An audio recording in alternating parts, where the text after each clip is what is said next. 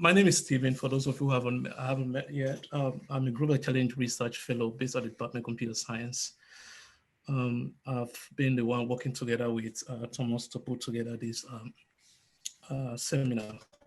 So first of all, I would start by thanking you and also welcoming you to this first Brunel Research Africa Seminar 2020.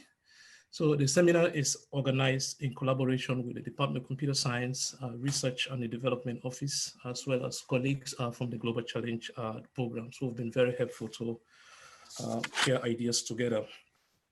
This is a three-part seminar comprising of 17 speakers, across all colleges. In today's sessions, we'll be hearing from 5 outstanding work being done in Africa.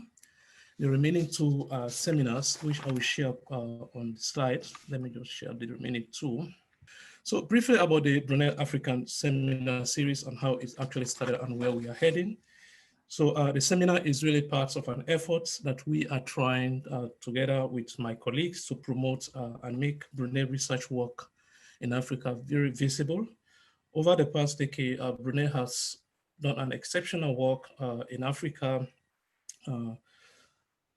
around research. For example, they've done work around improving healthcare in Ghana, building education and open science infrastructure in Ethiopia, reducing plastic pollution in Nigeria, building infrastructures, and also research into the impact of decentralization in South Africa. So the impact of Brunel research is actually really growing and is very critical and important for African development and the challenges that Africa really experiences. I believe it is really important and timely for us to recognize and make visible this amazing work done by Brunel researchers on Africa and to learn, motivate, and also garner support for ongoing future research initiatives despite the challenges we all experience. Thus, as we converge here today, I would like us all to consider the seminar as a platform for celebrating the diversity and excellency of Brunel research work on Africa and sharing knowledge and reflecting on how we can capitalize on our different disciplinary perspectives to accelerate the achievement of research in Africa. Furthermore, I believe our gathering here today and in the subsequent session, we provide an important opportunity to foster new partnerships as well as develop new research projects. We expect the seminar series to be followed by inaugural Brunel Research Conference, which was our first initial real idea, and also the formation of a network. We plan to form a network, and this network will form as a branch for the African Regional Working Group, which is currently being in process, and also to support Brunel development research agenda in Africa. So without really wasting much time, I would like to go to the action of the day. We have 5 presenters. Each one of them will be using 10 minutes to share their experience with us. Good afternoon, everybody. I'm Nicola Ansel and I'm Professor of Human Geography based in Sociology. A couple of days ago, I looked to check the title that I'd given to Stephen, and I was sort of slightly alarmed by the title I'd provided. First of all, I'm not really claiming to speak about the whole of Africa. I did this research in one very small country, Lesotho, a country of just 2 million people. So I can't really claim that this is about the entirety of Africa. But also, as the opening seminar for this series, I would have liked to have presented something more positive. But in response to my question that I set myself, I'm afraid that the answer I have to give is no. I don't believe that ultimately education, certainly not education alone, can transform rural Africa. And I'm going to explain why. I'll try and be a little bit positive because I think that the times call for some degree of positivity, but ultimately I'll be explaining why education is very limited in what it can achieve. Just to highlight where Lesotho is, for those of you who aren't sure, surrounded by South Africa. And I first went to Lesotho in the early 90s, and I went back there to do PhD research in the mid-90s. And my PhD focused on rural girls' secondary education and the impact that it had on their lives in rural areas. I did the research in Lesotho and Zimbabwe. And at that time, about 50% of young people went to secondary school, started secondary school. But only about 8% of those who began secondary school in Lesotho passed their Cambridge Overseas School Certificate. Those that did were very well placed to find formal sector jobs, whether that be working in an office or a shop or as a nurse or a teacher, or even going to university. But 92% of those who began secondary education failed their school certificate.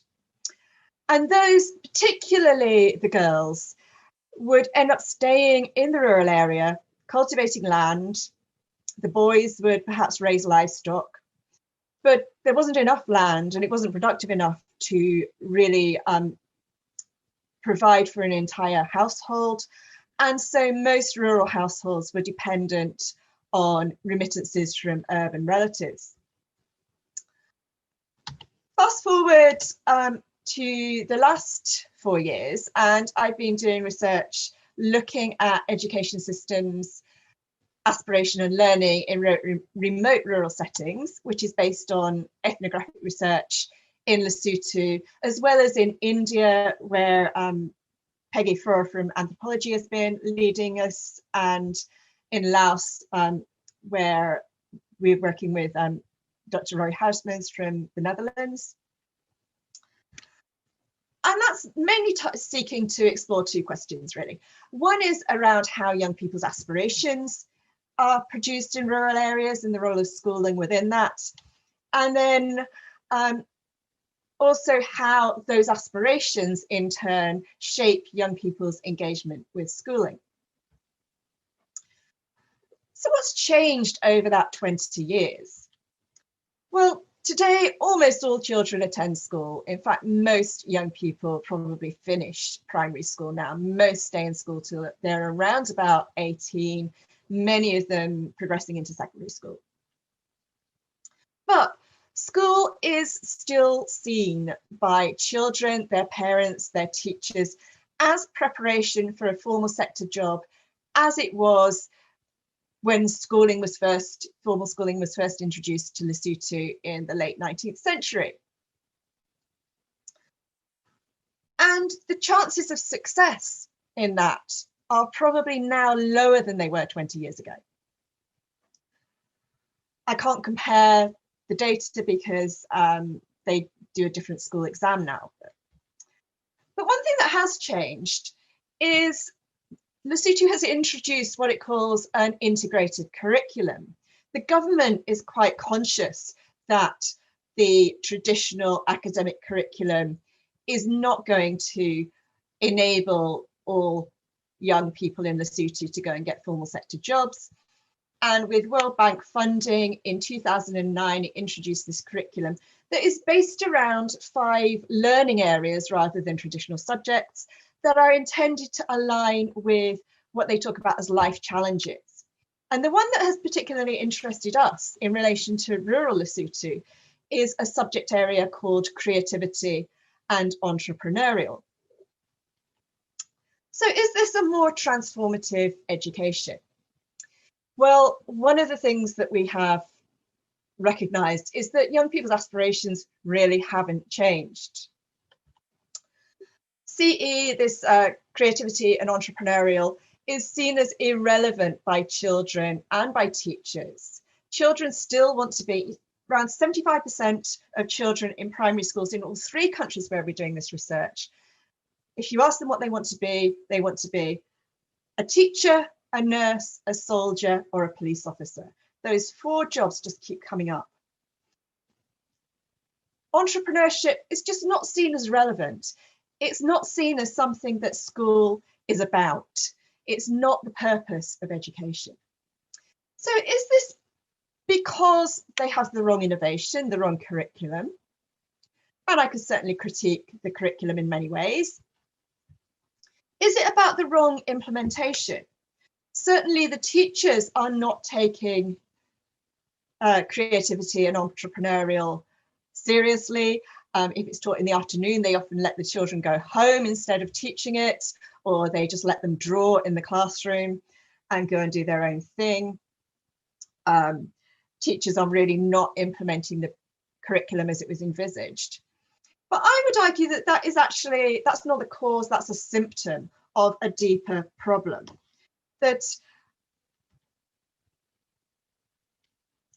essentially there is something problematic about aiming to equip young people for a rural livelihood through schooling. And here I come to an idea that really goes back to Marx of surplus population. It's been picked up in the last decade or so by a number of scholars, notably Tanya Lee, who's an anthropologist. And this argues that the global economy simply doesn't require everyone's labour, so it's not interested in people who live in remote areas. And particularly that's the case with mechanisation. And we need to look at the nature of the economy. So in Lesotho, traditional rural livelihoods have been lost. Some of that goes back to the 19th century, when the bulk of Lesotho's good agricultural land was lost to South Africa. And South Africa took the land, in part because it wanted it, but in part to make the Basotho, force them into the mining industry. So Basotho men for over a century used to leave the rural areas and go and spend months or years at a time working in the mines. With the end of apartheid, that's changed. Mining has become more mechanized, more professionalized, and the mines increasingly employ South Africans rather than Basotho. There's also a big problem with climate change in Lesotho, and rain has become very, very unpredictable compared to 20 years ago. Farmers are reluctant to buy seeds and plant them if they don't know that the rains are going to come. And the economy is open to competition, particularly from South Africa. So if you're producing anything in rural Lesotho, you're up against cheap goods from South Africa or from China. Tanya Lee also talks about, she writes a paper called Make, Live or Let Die, that focuses on the way that some governments simply neglect their surplus population.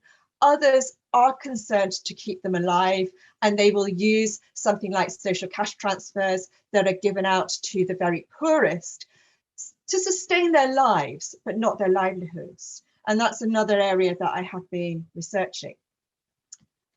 So, in summary, can education transform rural Africa?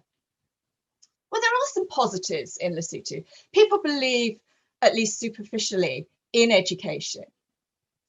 Children do go to school, and schools are reasonably well resourced. And education undoubtedly serves some value. Literacy is undoubtedly of some use to most children. And I'm not totally committed to the idea that education can do nothing. So I am going to be going back to Lesotho when it's possible to do so, to work with the teacher training institutions there, to see if we can work with trainee teachers to find new ways of making schooling more relevant to the interests and needs of rural children. But ultimately, I do conclude that currently there is very limited scope for most young people to turn any sort of education into a viable livelihood in rural Lesotho. Thank you. Our next speaker is going to be Professor Georgiana, presenting on mobile system design for illiterate users in Ethiopia. I've been involved in Africa for 15 years of my life, because I lived there for 15 years of my life in 2 different countries. And much to my present surprise, I'm still, engaged in doing research with various people along the African continent from east to south to West Africa. So here I worked a few years back.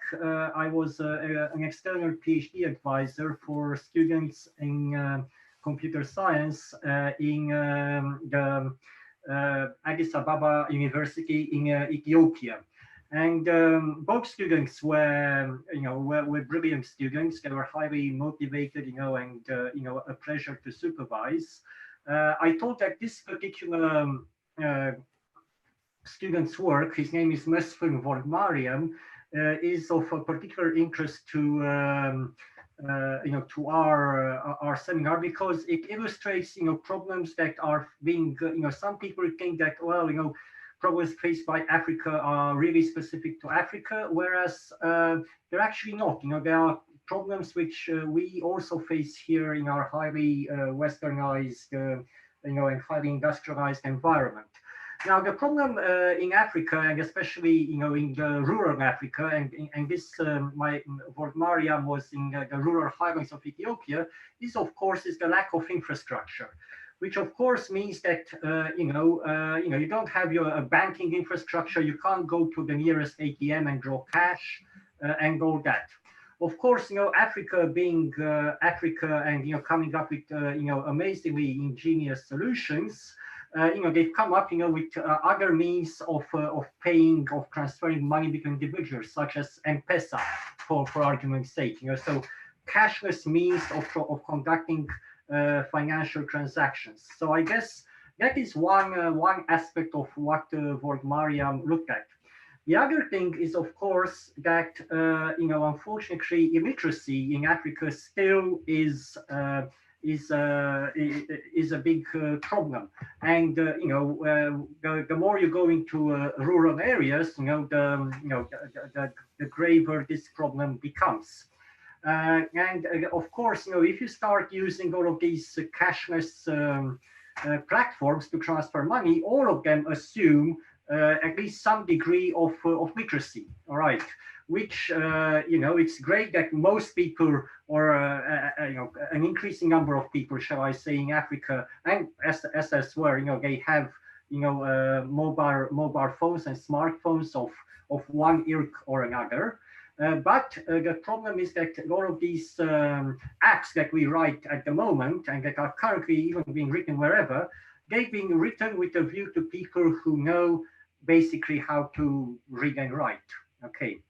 So we had this problem that, look, we'd like to develop a money-based a system, an app-based an app for illiterate users to conduct all sorts of financial transactions based on specific requirements gathered in rural Ethiopia. And then we, the student went and he did an ethnographic study, and he observed practices, and there were some interesting things which came out. One thing which if attention had been drawn to it, I would never have noticed myself, is of course that banknotes in Ethiopia, they're all color coded. Okay, so they're not standard banknotes, so like the US dollar, all green. Okay, so they, if you've got 100 birr, it's green. If you have 50 birr, it's red. If you have 20 birr, it's yellow. If you have 10 birr, it's brown. And I think if you have 5 birr, it's green. Okay, so all of these banknotes are color coded, and even though a person might not have the ability to read to any great degree, he or she would recognize the value of a bill from its color. And of course, they've got specific iconography on them, and they can also recognize it based on that. So that's one way that people sort of distinguish between these things. The other thing is that when he went into Sunday markets, okay, and saw how they transacted money, because of course in Ethiopia that's where most of the money gets transacted. It gets handled in Sunday markets, and over there he actually saw that people actually they tend to bundle money into for specific uses. So there's a specific bundle for buying cattle.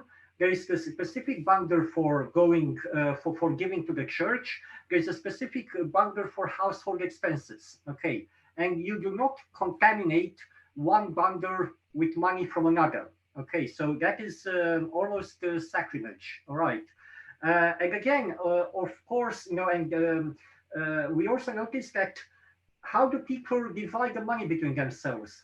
Well, essentially, they basically looked at how thick is the bundle, the wad of banknotes, and they basically used the thickness to start dividing money between themselves. Okay, so if you divide a bundle of 100 banknotes into 5 equal stashes, it's most likely that each stash would be around 20 banknotes. So it's all of these interesting little observations, and here, for instance, this, I'm not sure if you realize, it's an upside down umbrella. And it's an upside down umbrella because that specifically holds money which is collected for the church. Okay, so that umbrella cannot accept any other type of money, but destined for the church. Okay, and in Ethiopia, people are highly religious, and the church plays a significant part in their lives. Okay, and the donating to church is part of good Christianly behavior. Again, pretty much, I'm talking about labeling and lumping. All right, so here this person has already lumped 1,000 birr into a wad of banknotes. Okay, again, this eases the transaction. So if he has to pay somebody 1,020 birr, he'll just grab that lump of 1,000 birr and add another 20 birr, recognized by its appropriate color coding, and then that's how they would actually pay a person. Okay, so what did we do? Well, we sort of said, okay, how can we make sure that based on all of this behavior and all of these observed practices, could we design an interface for a money app to be used by literate users? So obviously the interfaces were text-free. Okay, so we do not have any, it's all based on icons, all right, and color coding and all that. We have different bins for different purposes. Okay, and then we could basically swap from one bin to another, and you can transfer money from one bin to another by swiping and by dragging and dropping and all other mechanisms which people do once on a normal smartphone. Right, so here, for instance, okay, this is you can see this was not part of the interface. This is just the prototypical design. So here we have different bins with the different for different currencies. Okay, so this is the 20 birr bin, this is the 50 birr bin, and so on. Okay, here the user could actually swipe through a stack of beers, and then once he selected the appropriate beer, he says, okay, this is the beer which I want to send to my friend next door. Okay, I mean next to me. Okay, usually through Bluetooth, through NFC, to whatever communication protocols that they would be employing. That really isn't the point. Here again, this was essentially, if you look at the bottom left, you've got a stack, an icon representing a church and an icon representing family. So here you've got 2 pots of money, one representing church money, which, as I said, is sacred and one does not touch it, and the other one, money, for the family, for family expenses and what have you not. And again, it's strange that we did this research probably almost, not almost, more than 5 years ago. And what you have now in your major challenger banks, and I won't mention names, but they're all app-based, and they make a lot of fuss about them, you allowing to see, to have, to compartmentalize your money according to your savings goals, and according to, you wanted to see a breakdown of your spending, and you could basically say, okay, I did so much for groceries, entertainment, traveling, and all that. So this issue of compartmentalization and of digital money, okay,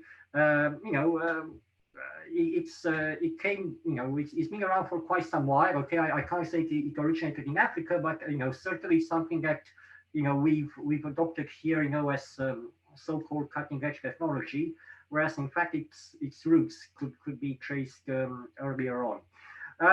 Okay, so I think this is where I'll stop talking, and I'm very happy to answer any questions you might have, and thanks a lot for your attention. We now move to the next speaker. We have Dr. Jennifer Jones and Dr. Mariel Norris, both from the health and science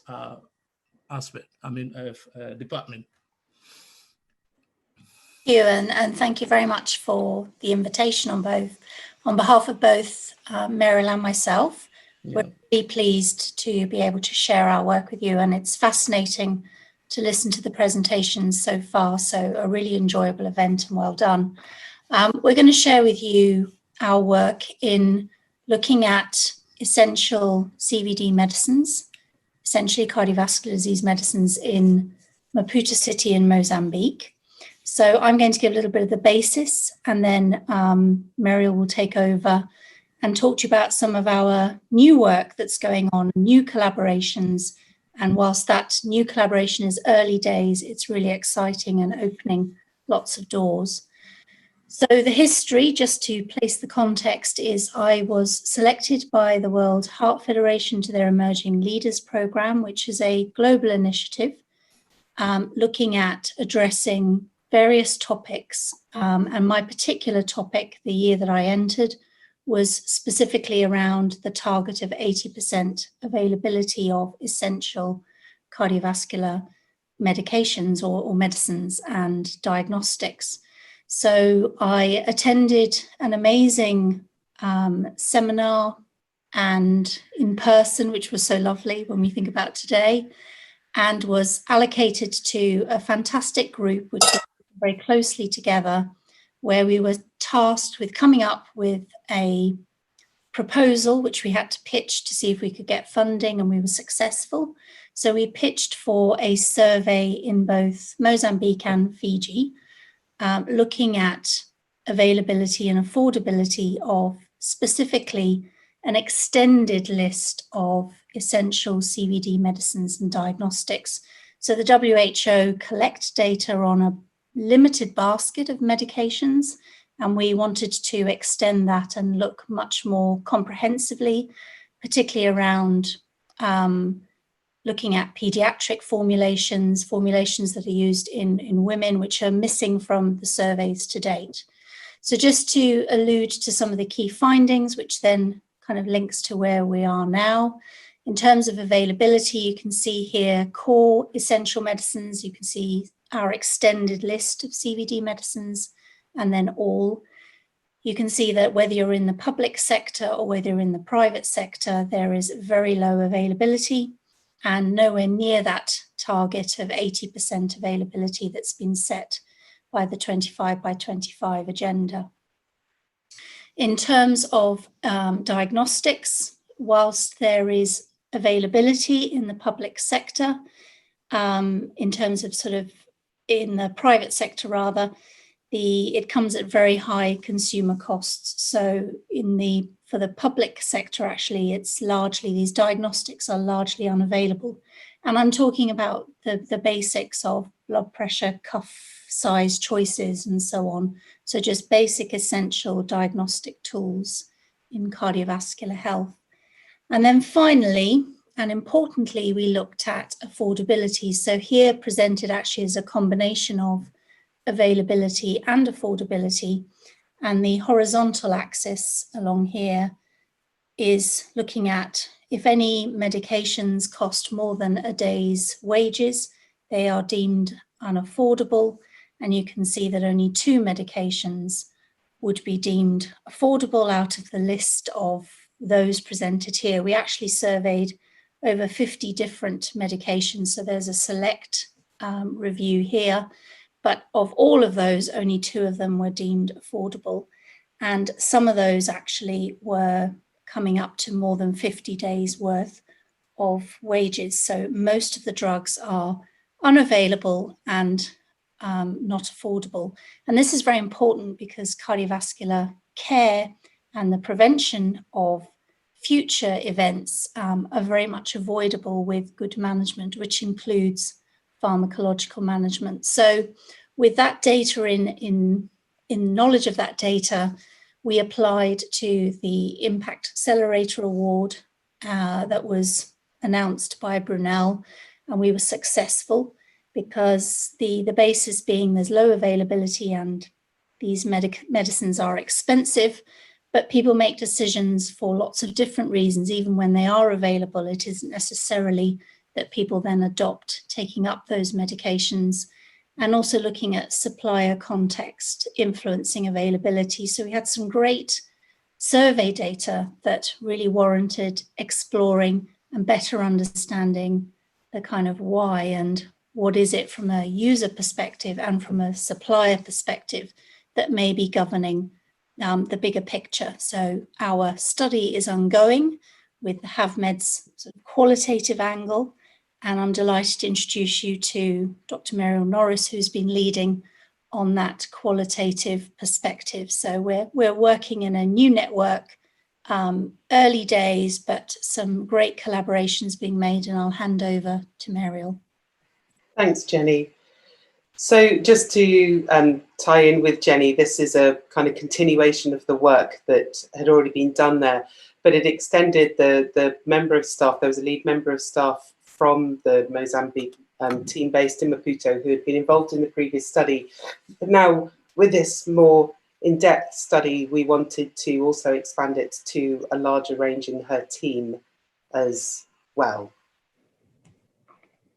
And so basically this project, as Jenny has indicated, was to look at the different factors that influence the access to these medicines, but at a multiple different levels. So we had 2 different specific objectives. One was to look at a range of factors, so personal, environmental and social factors that may influence patients' decision-making and their capacity to avail themselves of these drugs. And as Jenny alluded to, we already had some anecdotal information about the fact that there were multiple different reasons why people made these decisions, but there wasn't anything substantive for us to look at. And similarly, there are different ways to get the medications. So there are private and public, but even in the private sector, there is the formal private sector, but there's also the informal sector that happens in the market. So we wanted to look at all those different suppliers and look at the environmental or in some cases institutional factors that may interact with their ability to avail those drugs. This is a bit of a complicated diagram, but if we start with the middle bit, this is basically the series of the data collection that we plan to do. So we started with key informant interviews, and on the right hand side with that arrow, the main purpose of that was to sensitize us to context. You know, Jenny and myself were both very clear that the specific Maputo context wasn't one that we knew in any depth at all, and working with key informant interviews allowed us to really get a sense of what was known, what was not known, and what kind of information we would be able to avail ourselves of, etc., etc. But also to help us think about the methods. Again, kind of questions that you can ask, you can't ask, etc. We then continued that to an expert patient focus group where we wanted to get some basic information, but also confirm the topic guide, and that moved into patient interviews and also supplier interviews, all done as primary data collection by the local members of staff there. And on the left-hand side of the slide, these are just things that we were doing alongside. It was very, very important right at the beginning. This was a new kind of collaborative team in Maputo. So some of them knew each other, but they were pulling from very different areas of an organisation. But also Jenny and myself were new to that team. So we did some team development at the beginning and specific training in research methods, because most of the people who were working in that team had experience in quantitative survey and clinical studies, but less in the qualitative methods, which is what we were working with them on. And then since then, we've had regular team meetings. They have been online, which is something I will pick up on later, and that continues to this date. So where are we? Hopefully the next slide, if it comes. Brilliant. Basically, our data is in. It should have been completed earlier this year, but for understandable reasons has been delayed. So we've got the data on the key informants, on the focus groups, and the patient interviews and supplier interviews have just been finished now. And what's really great is the team have done a great job of actually achieving the sampling criteria that we wanted to make sure that we got a range of views of the kind of issues that they believed would impact, such as the distance that they were, as well as their gender and age. One thing to note though with the supplier interviews is with the onset of COVID, that informal market-based medication has disappeared. The government shut it down, and therefore that was removed from our data collection. So while we have the data, we have some ongoing things, because Jenny and myself actually haven't seen any of this data yet, because at the moment they're being transcribed and importantly translated. They've been done in a number of languages, so they need to be translated before we can continue with the analysis. And then we will be working on an analysis program with them. Again, the plan being that by working with them with the analysis is that we would draw on both their kind of local knowledge and our methodological skills, but basically that they would lead that and we could do some development of their methodological kind of confidence as well. And then finally we'll get to dissemination, but we're not there yet. We thought we'd take a slide just to kind of reflect a little bit on the lessons that we've learned from this new project. And it looks like my little COVID thing has moved, so I'll have to work out what I wrote there. But the first one, I think, was the importance of personal contact and establishing the relations. So while Jenny already had an established relationship with the lead researcher and clinician in that team, she didn't know me and we didn't know the rest of the team. And this became really critical because she wasn't prepared, and nor were the team prepared to go forward with the ethics processes until she'd literally met us and felt that she and the rest of the team could trust us. And this was really highlighted to us when some of the decisions making, and of course now our ability to actually have that personal contact. But this was really critical, and Jenny and myself were lucky to go out there in November last year. And I think without that visit, we both feel that this project would not have moved forward at all. Of course, that has changed, and there are huge challenges of remote working, partly because of the language. Some members of the staff are extremely fluent in English. The rest are more comfortable working in Portuguese. Neither Jenny or myself are fluent in Portuguese, so that does create some issues there, but also simple technology. Zoom cuts out, they're often working in the field, so it's quite difficult. That mutual development was really important for us, and it was clear from my working in the past. I've worked quite a lot in India and in Indonesia, but basically that respect of the expertise across both sides became really evident and important, and something we wanted to build in right from the beginning. But also this flexibility in process. COVID has come, it has disrupted priorities, of course, and for them, how we were doing the data collection has been limited by COVID, and we've had to be very adaptable with that. But we're very committed because they're very committed, and I think we all see that this is an opportunity for us to develop something, and already ideas have come for other projects that they would like to do when the world settles back to its normal place, hopefully, maybe someday soon. And I think that's us done. So thank you very much for listening. Oh, and there we are with all of our certificates at the end. Jenny's very proud of our certificates at the end of the training course. But not as it was a great few days, wasn't it, Jenny? And that picture kind of typifies it all. And I think we're very sad we haven't been able to go back to do the analysis with them. Thank you. No, it's been a great privilege actually to work with an amazing team there. So they're from the National Heart Institute, and they do some amazing work, and I can see lots of opportunities for the future. So I think Mariel's point of us physically being able to visit was a really important component to opening the doors for future. And something I didn't say, which I think is important in the context, is that the survey that I described, Maputo, it would be the best case scenario, Maputo City. So we see actually really concerning findings around the availability to some really basic medications and diagnostics. And for me personally, it's been an absolute eye-opener as to just how lucky we are with our health system at the moment, and a real appreciation, which I don't think I would have got without that visit and hearing and sharing and collaborating. So we'd welcome any questions. Okay, thank you so much. So we now move to the next speakers. We have Professor Simon Taylor from the Department of Computer Science. So Simon, you're welcome. Right, well, good afternoon. And Steve, thanks for doing this. This is brilliant.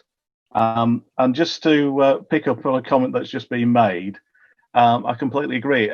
We're looking for a way of getting people in Brunel doing African research to talk to each other, because I think we're finding more and more coincidences as we'll go through these seminars. One coincidence is in 2016, I was in Maputo at a meeting organised by the Ubuntu Net Alliance, and basically that's when we decided to really go for African open science. So that was in conjunction with MoreNet, which is the Mozambique National Research and Education Network. So there's perhaps another thing that we can discuss there about this is an issue across Africa, is when we create data in Africa, can we leave the data in Africa and access it remotely? In other words, can we allow countries to keep their own data as part of equitable relationships? But anyway, I'm Simon. So I want to talk about opening science in Africa with open science. And here we go. So just a brief overview. I'm going to tell you what open science is, because it's probably a concept that you're aware of. I'm not entirely sure how many people actually know about it specifically. And I'm just enabling something called a timer so I don't talk all afternoon. Here we go. I want to talk about why it's important to Africa, and then how we've sort of moved along to start to enable open science with some successes and progress. And it's very much a work in progress, but we've done quite a bit. So open science comes from really this kind of observation. There's many things like this have been in the academic press over the last few years. Is there a reproducibility crisis? So the problem is that scientists overall, what happens is that we do research, we generate data, we analyze that data, we publish results, and unfortunately in most academic publications those results are unreproducible. And sometimes worse, when somebody can reproduce those results, we discover errors, and there's another separate slideshow that I do sometimes which show that there's been an enormous number of retractions in science in recent years. So how can we fix that? So open science is kind of a way towards that, but it's so much more. So one definition by the Foster Consortium is the practice of science in such a way that others can collaborate and contribute. I have a colleague in Austria who informs European policy on this kind of thing, and his version of open science is it's what we should be doing. It's normal. So in some ways, it's a cultural response to the reproducibility crisis, but really it's a movement to make science open to all and allow us to build on the results of each other and do more. Very importantly, it has significant benefits to society, particularly developing countries. In the 2015 OECD report, Making Open Science Reality, there was quite a long piece about sharing scientific outputs with developing countries will enable the developing countries to move faster, more quickly, because at the moment there's all sorts of barriers to that kind of thing. One set of researchers identified that specifically. The establishment of in-situ data sharing practices within LMIC research institution is vital for the development of an open data landscape in the Global South. In other words, at the moment, most developing nations are reliant on developed nations to store their data. Is there a better way we can do this? And one of the ways is we support this by a digital infrastructure. So just to give you an idea what I'm talking about, this is a vehicle that Anagnosto and I and a few others developed to demonstrate what we mean by open science. And it's a part of a longer presentation, but essentially what you want to make the outputs of your research open. We're talking about the data, we're talking about software, results, the article in which they're published, easy access to run the software to replicate results with data, easy access for people to try their experiments with the data and the software that you've produced. And I want to make me more open. So we have shown this in published work that effectively through using DOIs and associated digital infrastructures and documentation standards and data management plans, etc., that we can make the data open. So that's the repassed infection model experiment results, that's part of the data. We can make the software, a so-called virtual appliance, open. We can make the etc., etc. There's loads of things in here. Interestingly, about 3 or 4 years ago, I think if you'd asked anybody if they've got an ORCID account, the answer would be no. Now pretty much everybody has. That's how I make myself open. I can use the link here as a science gateway to allow people to access that software remotely. And interestingly, the copy of the science gateway is deployed on an Africa grid demonstrator that we deployed in Nigeria, because the whole point about this is, yes, we can train colleagues and scientists about being more open, but there's a huge opportunity for Africa to suddenly accelerate into open science and make their own artifacts available to the world to reflect the excellent work that's going on there. So what's a digital infrastructure? Well, you need it to make open science possible. They can be incredibly complicated. So there's an example on the top right of the Indigo Data Cloud. The World Large Hadron Collider, the supercomputing grid that they developed from that is colossal. It's 42 countries with huge amounts of computing power and computing centers. But with a similar software, which importantly is open standards, you can reduce that and actually provide open science infrastructures in a very open and feasible way. So we work with these things called national research and education networks in Africa. About 12 years ago, these were incredibly primitive, very, very much a case of just starting. And then through consistent European Union funding, as you can see in those maps, the number of countries in Africa with viable NRENs has moved colossally. And that's predominantly down to the efforts of 2 major institutions, the Ubuntu Net Alliance, which is based in Malawi, but covers East and South Africa, WACRAN, based in Ghana, covers West and Central Africa, and the efforts of UNICT Italy, CSIR South Africa, and KTH in Sweden, and ourselves. We've worked with these institutes to develop architectures, roadmaps, and training that have affected a huge number of end users in over 5 countries. And part of that learning took us on this route to open science. So we developed an open science toolkit, which is basically an execution environment, open access repositories to store data, which, to be honest, is a lot more sophisticated than what Figshare gives us. And we've also helped WACRAN to award their own DOIs. So now they can give DOIs to any institution in Western Central Africa who needs these digital object identifiers. But critically, when we created this back in 2016, we delivered several open science hackfests, and these have benefited individual PhD students. They've benefited living labs. There's an example of one in Sengerema in Tanzania. They've helped scientists create front ends to their own software, and that's an example in Lagos State University. And they help monitor road traffic through citizen science, and that's an example in Nairobi in Kenya. So overall, we helped 35 scientists during this project called SciGaia from 6 African countries to develop 49 applications, and these still are ongoing. So we have an open data archive in Abadan in Nigeria, Ben's MyPAR Science Gateway for brain imagery in Lagos State, the phytomedicine plant repository at the University of Jos in Nigeria, and a similar one at the University of Nigeria in Nsukka. As you can see from that map, there are many more examples across Africa, and we keep producing more. One of our biggest successes here to create open science in Africa is we created a prototype for the NADRA National Academic Digital Repository of Ethiopia.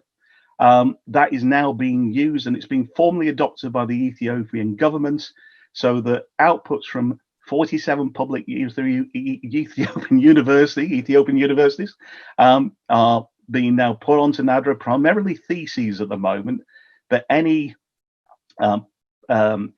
publicly funded research work like we have in the UK with UCRI, the outputs go on to NADRA as well. And that was a formal policy adopted by the Ethiopian government in 2019. So I'm just going to get somebody into the waiting room. Thank you. And just get them out of the way. So a very rapid talk because there's so much more we can talk about here. But can open science help? So we continue to put open science infrastructures in Africa, primarily open access repositories. We feel that it's vital to the scientific and economic progress for African countries to hold their own data and promote open science within their own academic and scientific communities.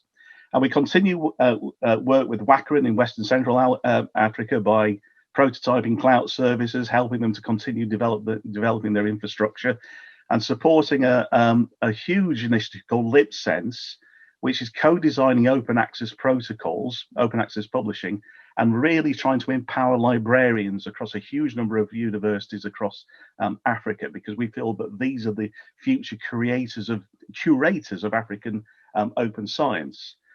We're trying to create an African data science doctoral program and trying to create other doctoral programs at Brunel. And if anybody's interested, we can talk about that. We're supporting Brunel in international development by, honestly, if you're doing anything in that sphere and you want to talk about open science and want to help your partners develop their own repositories, then please get in touch. And one of those spin-offs is what we've been doing with the Ghana Health Service, Public Health, and Andesir Agnosto will talk later in the series. Thank you very much. Okay, thank you so much, Professor. I admire the time that you're able to maintain your time. Thanks a lot, Steve, for taking this initiative and providing this platform, and really amazing work colleagues are doing across Africa. So let me put my one penny in the whole. So let me start with the idea, the topic which we discussed is how we can drive the food supply chain towards more efficient and ethical way. And this is a case I'm mapping the impact in Uganda. Yeah. So let me share a success story from Uganda. And you see the small western part of Uganda, which is bordering Congo. And there is a place called Fort Portal. That's where this whole journey started. Yeah, it's around 250 miles from Kampala.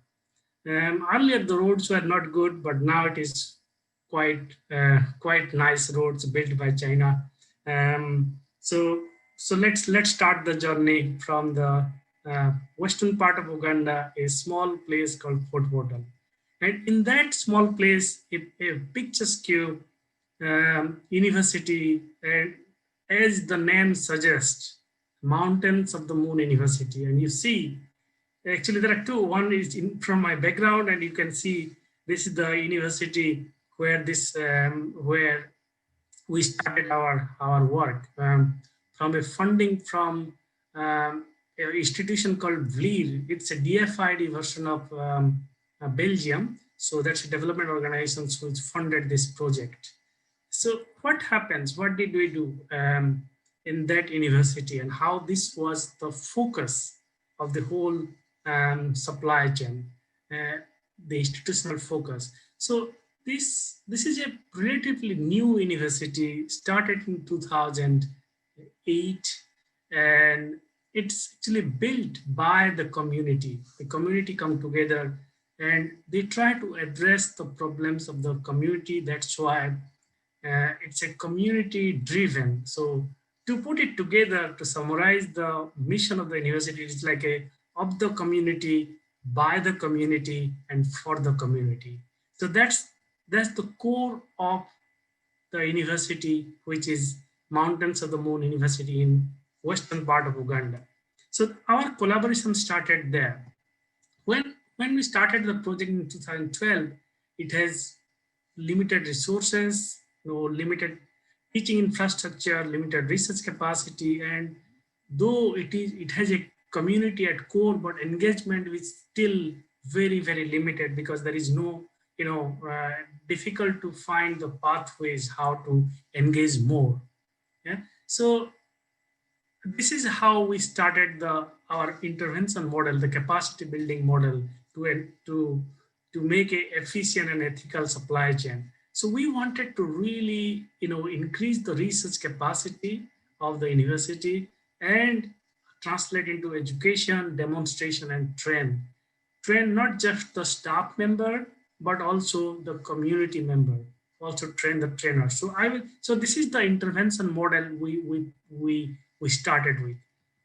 So we cannot do we cannot do everything. So we really need to focus on. So there are two food supply chain we focused on. There is dairy supply chain and aquaculture supply chain. And my area is with more dairy supply chain, which I'll be looking more detail into. I don't know why automatically the screen goes. So the fund allowed us to build the basic infrastructure like ICT, library, laboratory, radio station, and then we built on the soft infrastructure like staff training, curriculum building, research, and with this two layer on the bottom, we have two pillars, the action research on dairy and action research on aquaculture. And finally, we extend those results to the community through radio program, through farmers training, through distance education. So this is the whole framework for what we did. As I said, my focus is a bit more on dairy supply chain.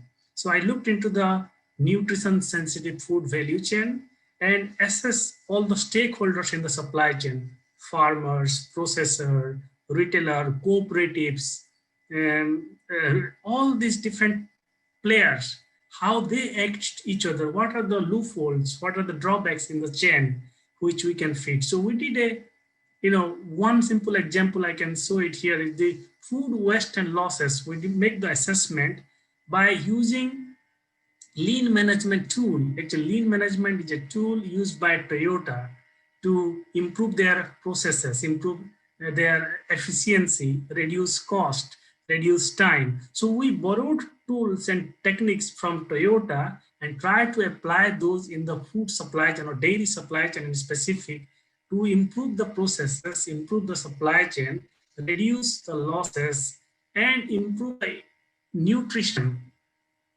in the whole supply chain. And we had a significant success and really quite brilliant impact we could create because of that little tools. So let me show you some of those, what we actually did. One, which is very unique actually, is we have students as the bridging. They were the bridge between the community and the university. Think of this. The minute a student get admitted in the university, they will be assigned with a farmer.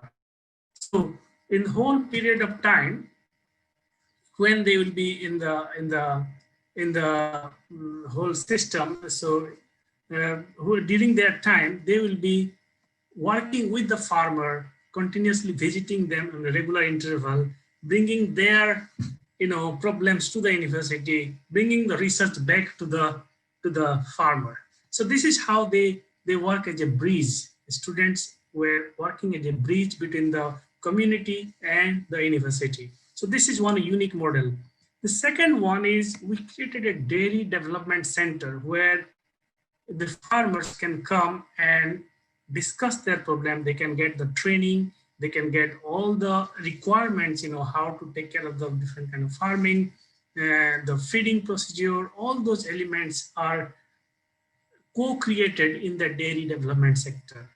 This is another example of how the outreach activities, you cannot just keep the research just to the university, how you create different outreach centers in different locations, because it's spread all over. So we created small outreach centers to reach more and more farmers.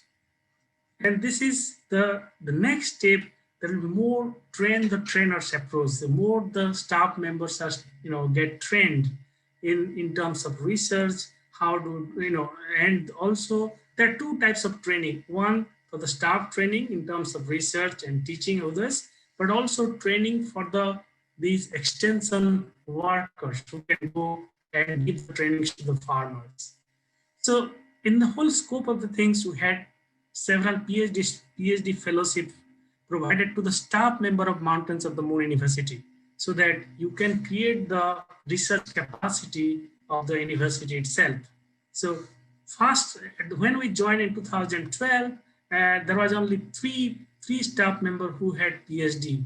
Now there are 14 staff members in the university has PhDs, which was a significant leap for the university.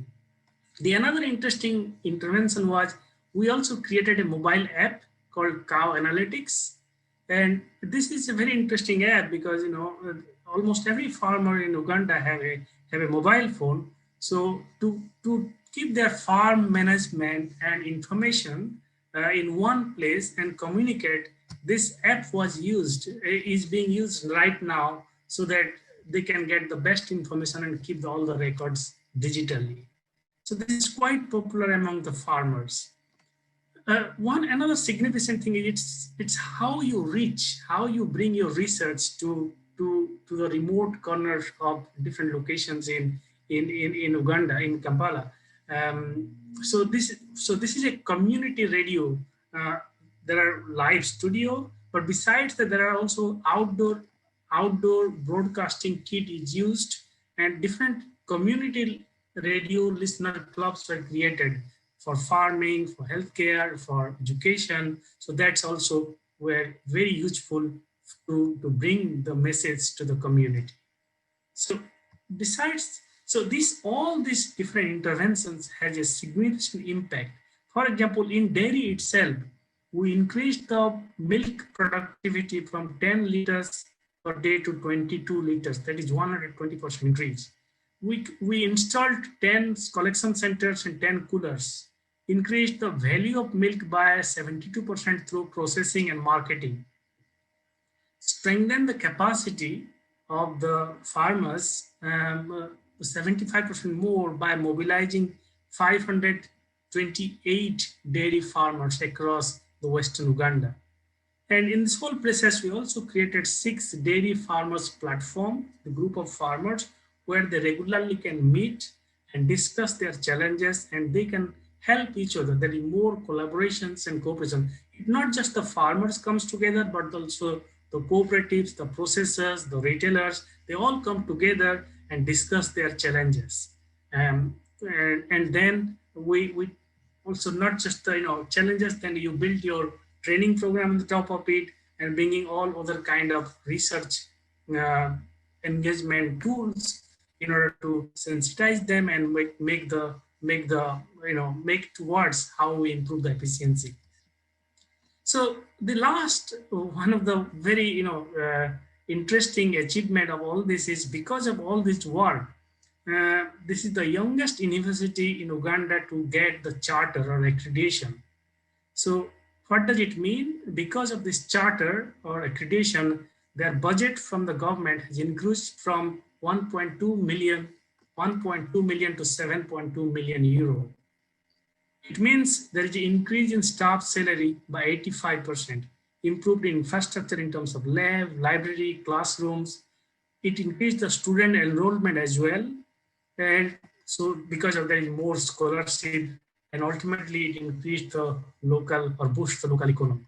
So this is in nutshell how in the process of the supply chain, how we can engage with different community, engage with different stakeholders, and bring the right tool, we can improve not just the institution, but also community's life and push the economy as well. Thanks. Thank you very much for your attention.